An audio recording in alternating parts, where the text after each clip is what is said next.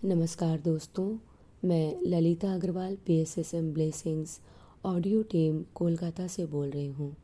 पिछले ऑडियो में हमने जाना कि लेखक बॉस की पत्नी से उस किताब के बारे में चर्चा करते हैं जिसका विषय है मृत्यु के बाद का जीवन। ऑडियो नंबर 50 में हम इसी घटना को आगे बढ़ाते हैं। बॉस की पत्नी ने बताया, मेरे हस्बैंड और मैं एक ऐसे ग्रुप से जुड़े हुए हैं जो अमरता में विश्वास करते हैं। मैंने पूछा, क्या यह कोई चर्च है?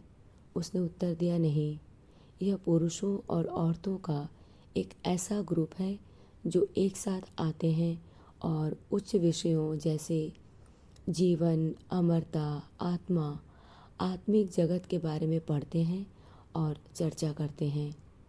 मैंने कहा, मुझे इन विषयों में बहुत रुचि है, क्या मैं भी आपका यह ग्रुप ज्वाइन कर सकता हूँ?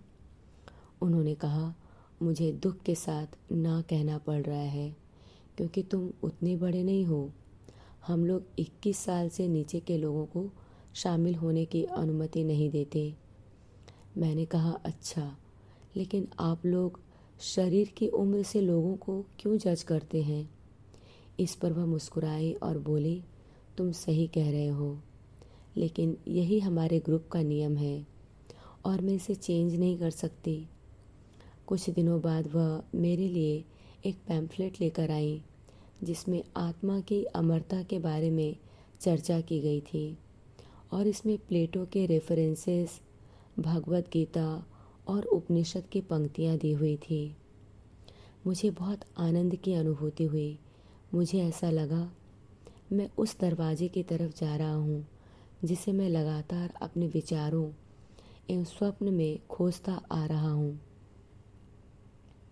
उन्होंने कहा, जब तुम 21 साल के हो जाओगे मैं तुम्हें यह ग्रुप ज्वाइन करवाऊँगी और इसका सारा खर्च भी मैं उठाऊँगी। मैंने कहा, हाँ, मुझे अच्छा लगेगा। उनका बिजनेस लगातार बढ़ता जा रहा था और शीघ्र ही हम सारे दिन काम कर रहे थे। चारों तरफ से पैसा आ रहा था। बड़ी मात्रा में ऊन एक्सपोर्ट और इंपोर्ट की जा रही थी।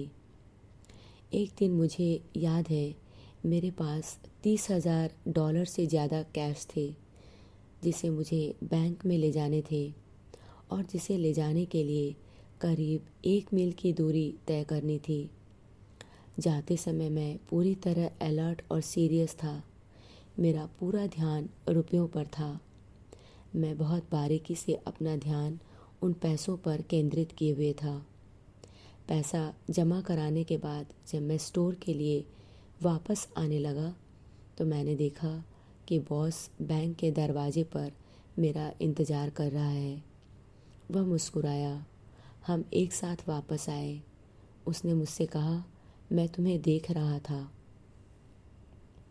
मैंने कहा, मैं डरा हुआ नहीं था, लेकिन रुपयों को लेकर बहुत चिंतित था। उसने कहा, हाँ, मैं जानता हूँ, लेकिन तुमने अपना काम बहुत अच्छे तरीके से किया। उस समय से मुझे ऐसा महसूस होने लगा जैसे मैं उनके ही परिवार का एक सदस्य हूँ।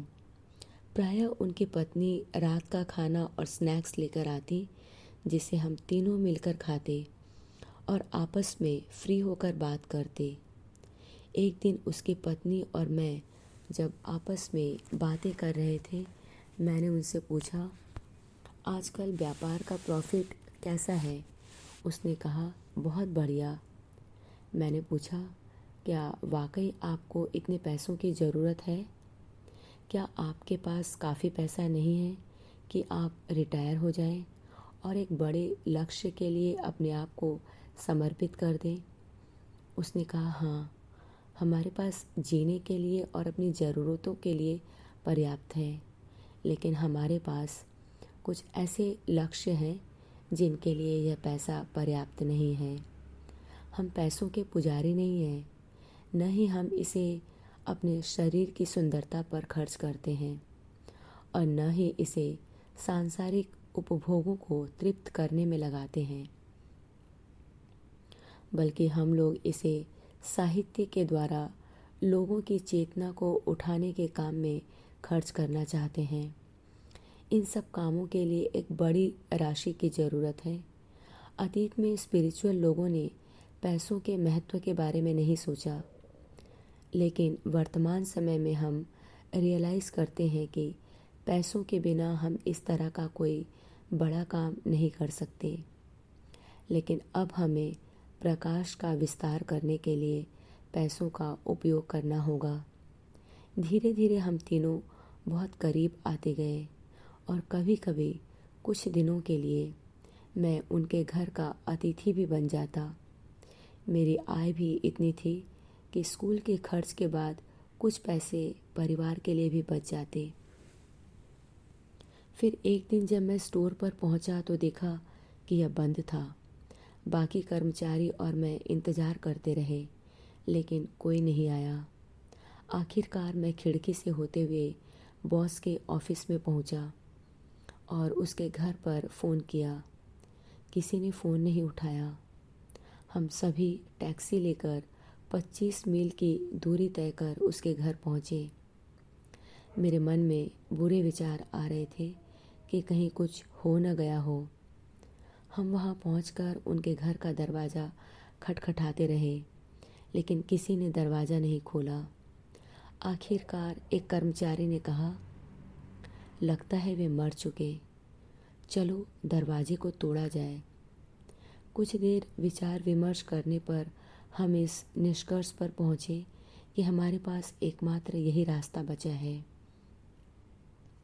हम जब दरवाज़ा तोड़कर अंदर पहुँचे तो हमने उन दोनों को फर्श पर पड़ा हुआ पाया। किसी ने उन्हें गोली मार दी थी और वे मर चुके थे। उस रात मैं आत्मिक जगत की एक मीटिंग में गया ताकि मैं उन्हें बता सकूं और बॉस के बारे में पूछ सकूं। लेक्चर के दौरान वहाँ के लीडर ने कहा, इंसानियत की या तुम्हारे पड़ोसी की सेवा करने के लिए कल का इंतज़ार मत करो। कल तुम्हारा नहीं है।